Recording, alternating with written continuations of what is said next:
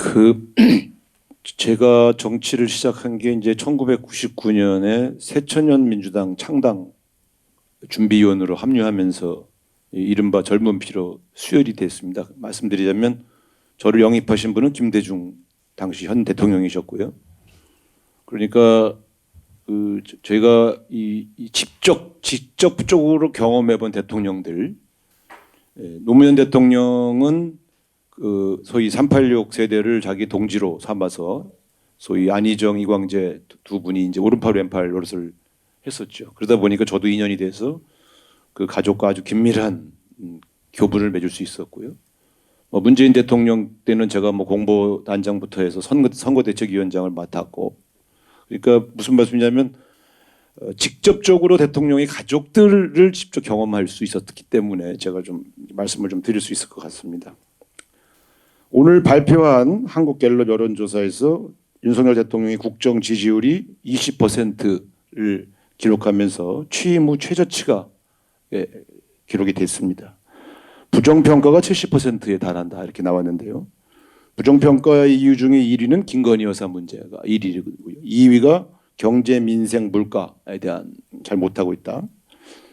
3위가 소통이 미흡하다 이렇게 되어 있습니다. 이게 4%입니다. 그러니까 엄밀하게 말하면 대통령이 직접적으로 관련되어서 민심이 나빠진 것은 소통 미흡. 근데 이거 4%니까 그렇게 비중이 크지 않은 거죠. 그러니까 대통령이 대통령 부인과 관련한 이유로 이렇게 지지율이 빠지고 있는 것은 초유의 일입니다. 과거에도 배우자들이 있었습니다만 과거에는 주로 아들들이 문제가 됐죠. 김영삼 대통령의 아들 김현철 씨, 그리고 김대중 대통령의 아들 김홍걸 씨가 소위 최규선 게이트에 관련되어서 무리를 일으키면서 지지율이 많이 빠졌습니다. 그러니까 대통령의 가족은 결국 대통령에게 영향을 미칠 수 있다는 이유로 늘 로비의 대상이 된다는 것이 역대 다 확인이 된 것이죠. 그렇기 때문에 우리나라의 각종 제도와 법들이 바로 그 문제를 어떻게 해결할 것인가 하는 측면에서 접근했던 그런 법과 제도들이 꽤 있습니다. 저희 나라에도. 그게 바로 김영란법, 바로 그 대표적인 법률입니다. 그러니까 저도 김명란법이 있기 전에는 저희 선거를 도와줬던 분들의 부탁을 거절하는 게 너무 힘든 일이었습니다. 이 사람은 내가 당신 만들어줬는데 이 정도도 안 들어줘? 내 아들 취직 좀 시켜줘.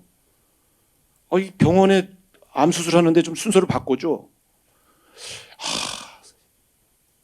이런 부탁들이요 아주 일상적으로 있습니다.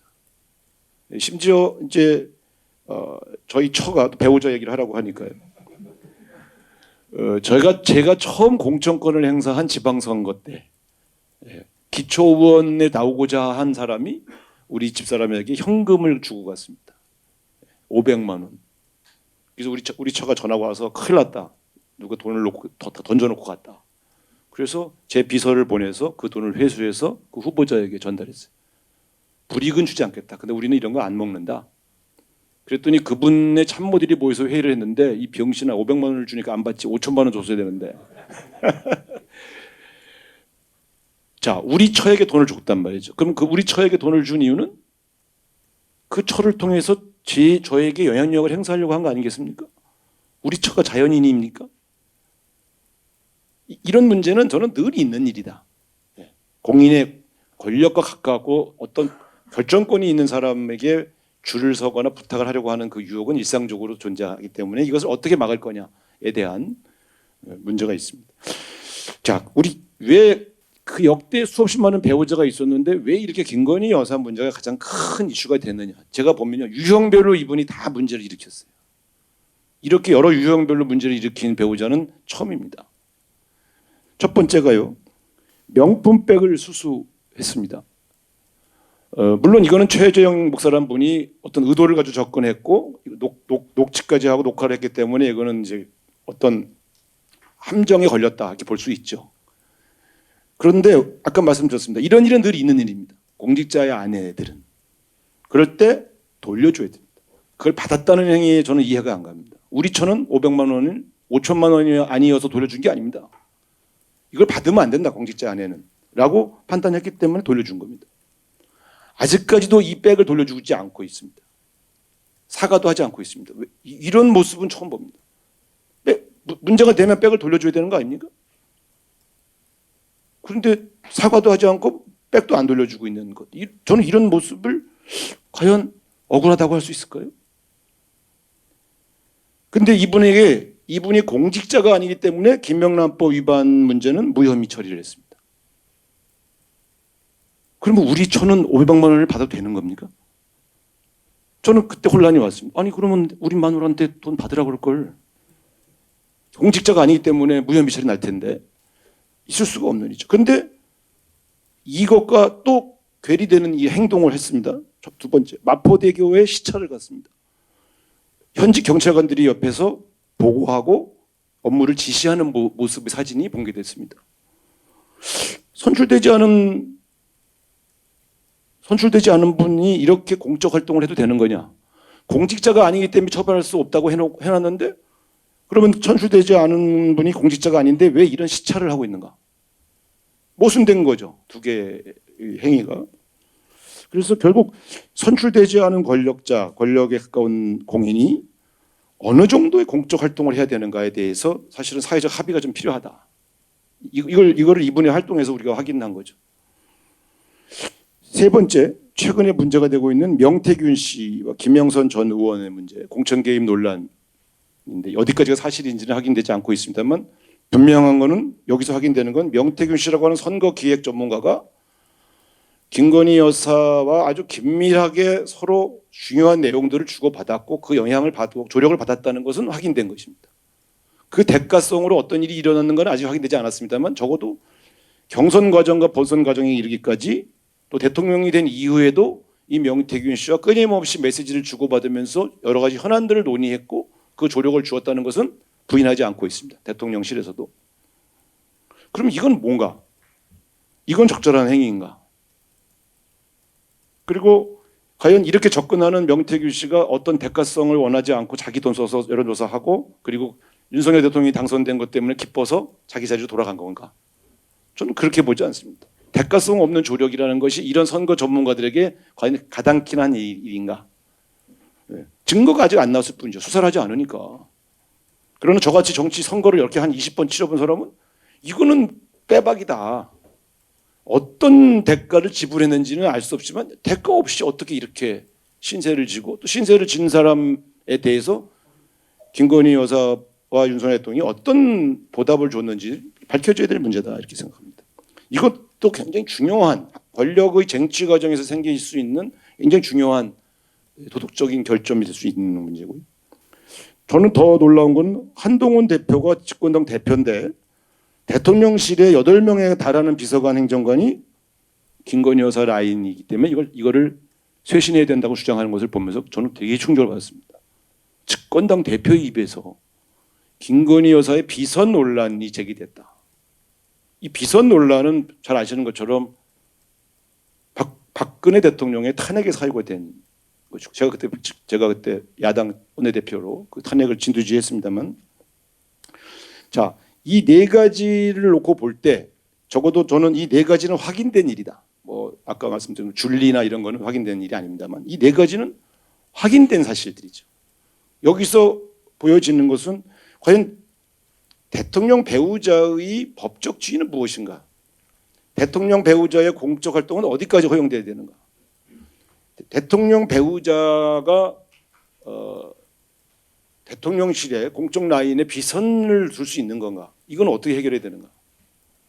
이 문제들은 대한민국의 권력의 공공성 문제에 있어서는 굉장히 중요한 테마일 수밖에 없다고 봅니다. 최소한 김건희 여사는 적어도 자신이 이 정권을 권력을 획득하는 데에 공동 정권이라는 인식이 있는 것은 틀림없어 보입니다.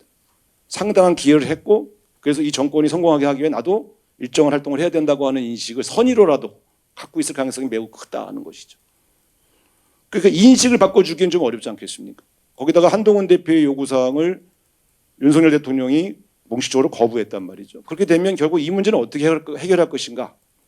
결국은 법적 제도적 장치를 만들어서 해결할 수밖에 없다라는 결론을 내리게 되는 것이죠. 그래서 배우자뿐만이 아니라 과거에는 아들들의 문제가 있었기 때문에 대통령 배우자와 가족, 특히 아들, 친족 관계의 역할과 지위를 법적으로 규정하고 일정한 형태의 일탈 행위가 있을 때 그걸 규정해서 그건 처벌 조항을 신설해야 됩니다. 그렇지 않으면 이건 반복될 가능성이 매우 큰. 왜냐하면 또 이런 대통령이라는 권력자에 가까운 친인척에게 로비하고 어떤 혜택을 받으려고 하는 사람은 끊임없이 또 나타날 수밖에 없기 때문에 대통령과 가까운 이 친족들의 행위를 규제하는 그리고 처벌 조항을 만드는 것이 좀 필요하다고 봅니다. 제2부속실의 문제는 결국 대통령 배우자의 활동의 투명성을 확보해야 되기 때문에 필요한 것입니다. 부속실이 있으면 대통령 배우자의 일정이 공개되고 배우자 일정을 수행하는 사람들이 이 공적인 라인들이 가동이 되기 시작하고요. 그리고 이 사람들에 의해서 토론이 진행되기 때문에 여기서 일어날 수 있는 말하자면 리스크 관리가 가능한 것이 바로 제2부속실입니다. 그렇기 때문에 선거가 끝나고 대통령께서 제2부속실을 만들겠다고 공언하는 것임에도 불구하고 지금 4, 5개월이 지나도록 부속실 설치를 못하는 건 틀림없이 김건희 여사의 저항 때문이라고 저는 판단합니다. 대통령이 하겠다고 했는데 못하는 건 배우자가 반대하기 때문에 못하고 있다고 보입니다. 근데 이게 배우자가 반대한다고 그럼 못해야 될 일인가? 여기 못하는 이유를 공간이 없어서라고 변명을 하는데요. 제가 살다가 공간이 없어서 제2부속실을 설치 못한다는 이야기는 처음 들어봅니다. 6개월씩이나 공간을 못 만든다? 있을 수 없죠. 총무비서관을 잘라야 됩니다. 지시하면 이틀 만에 공간 만들 수 있습니다.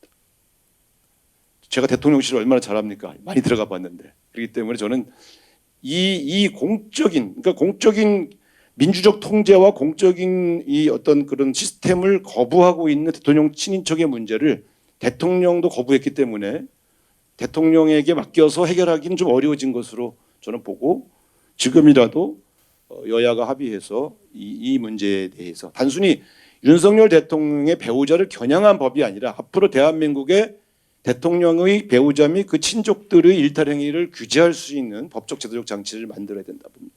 제2부속실은 대통령실의 직제이기 때문에 이건 법률을 강제할 수는 없습니다.